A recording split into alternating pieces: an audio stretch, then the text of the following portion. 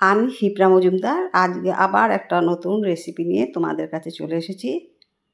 তাহলে এখন থেকে দেখতে শুরু করো আমি তোমাদেরকে কি দেখাতে চলে এসেছি। চলো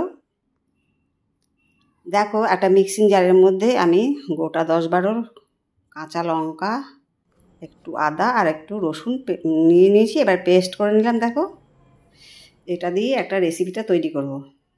আর 3টে পেঁয়াজ নিয়েছি, পেঁয়াজগুলোকে টুকরো টুকরো করে নিয়েছি।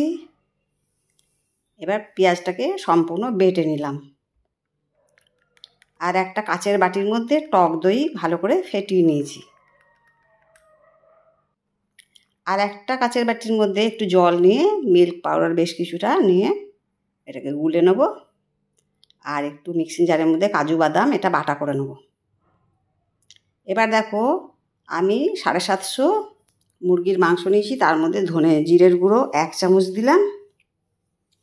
আর আদা রসুন আর কাঁচা লঙ্কা বাটাটা 1 চামচ দিলাম। এটাকে সুন্দর করে মাংসটাকে মেখে নেব, কেননা এই মুরগির মাংসের মধ্যে একটা আঁশটে গন্ধ থাকে। ম্যারিনেট করে রেখে দিলে গন্ধটা বেশ কিছুক্ষণ চলে যাবে আর খুব সুন্দর একটা গন্ধ আসে, টেস্টটাও খুব ভালো হয়। 15 মিনিটের জন্য এটা ঢাকা চাপা দিয়ে রেখে দিলাম। এবার দেখো, ফ্রাইং প্যানে সাদা তেল বসিয়েছি, তার মধ্যে একটু নুন দিয়ে দিয়েছি। এবার পেঁয়াজ বাটাটা ওর মধ্যে দিয়ে দিলাম।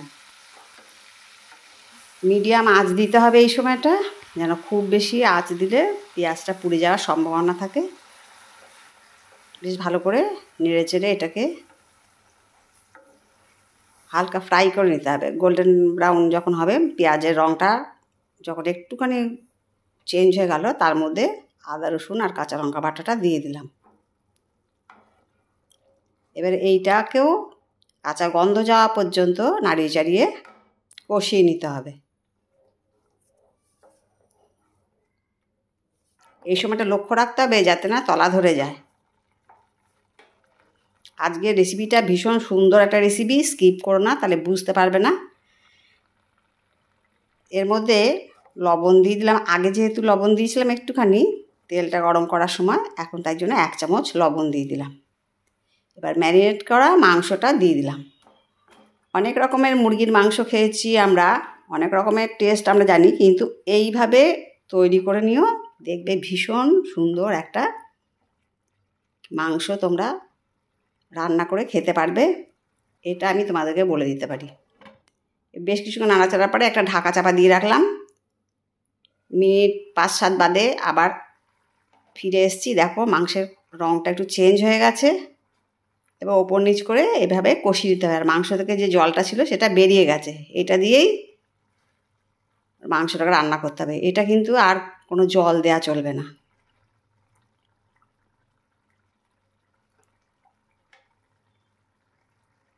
আজকে আমি তোমাদেরকে দেখাবো চিকেনের রেশমি গ্রেভি চিকেন দেখাচ্ছি।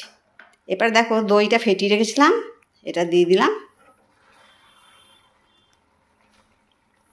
এই চিকেনটা হলো রেশমি গ্রেভি চিকেন, ভীষণ সুন্দর একটা টেস্ট। দইটা যখন দিলাম তখন আঁচটাকে আমি কমিয়ে দিয়েছি।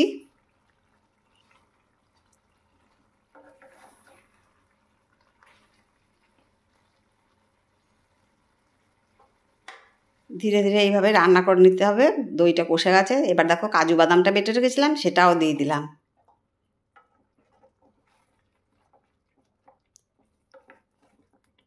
বেশ কিছুক্ষণ নাড়াচাড়া করে এবারে এইটাকেও কষিয়ে নিতে হবে।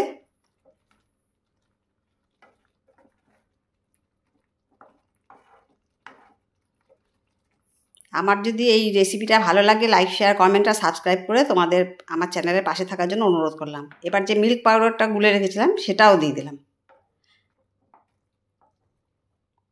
টক দই, কাজু বাদাম বাটা আর মিল্ক পাউডার দিলাম। এই মিল্ক পাউডারের বদলে তোমরা দুধও দিতে পারো বা মালাইও দিতে পারো। এরপর একটু স্বাদটাকে ব্যালেন্স করার জন্য, যেহেতু টক দই দিয়েছি, স্বাদটাকে ব্যালেন্স করার জন্য অল্প একটু চিনি দিয়ে দিলাম। আমার কাছে যেহেতু মালাই ছিল না বা দুধ ছিল না, সেই জন্য আমি মিল্ক পাউডার দিয়েছি। তোমরা ইচ্ছা করলে মিল্ক পাউডার বা মালাইও দিতে পারো।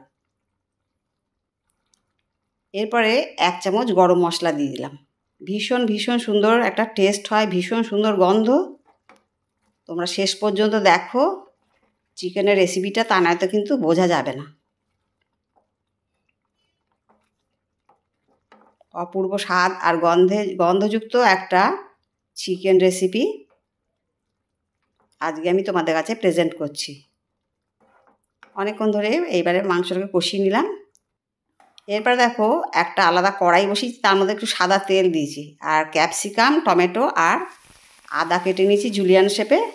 এবার সেইটাকে ভালো করে, রঙটা ঠিক থাকবে, ইনট্যাক্ট যেন রঙ থাকে, একটুখানি টস করে নিতে হবে। নাড়ি চাড়িয়ে নিলাম।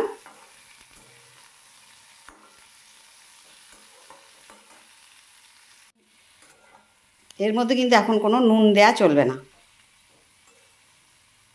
নুন, লঙ্কার গুঁড়ো, হলুদ আমি কিন্তু কিচ্ছু এর মধ্যে ইউজ করব না। দেখো ঠিক এই পর্যায়ে যখন হবে, তোমাদেরকে দেখিয়ে দিলাম, তখন আমি এইটাকে মাংসটার মধ্যে চেঞ্জ করে দিলাম, এর মধ্যে দিয়ে দিলাম।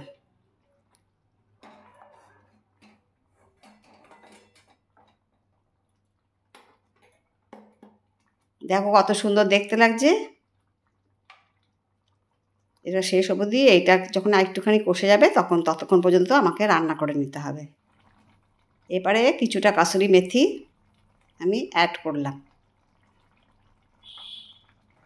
এর মধ্যে তোমরা ইচ্ছা করলে বাটারও দিতে পারো, ঘিও দিতে পারো। আমি কিন্তু এসব কিছু দিইনি, আমি প্লেন সাদা তেলের মধ্যেই মাংসটা রান্না করছি। তারপরে একটুখানি ওপর থেকে ধনেপাতা কুচি দিয়ে দিলাম। অদ্ভুত স্বাদ আর গন্ধযুক্ত এই চিকেন রেসিপিটা তোমরা অবশ্যই ট্রাই করো। এবার আমাকে কমেন্টস করে জানিও তোমাদের কেমন লেগেছে। আশা করি খুব ভালো লাগবে তোমাদের।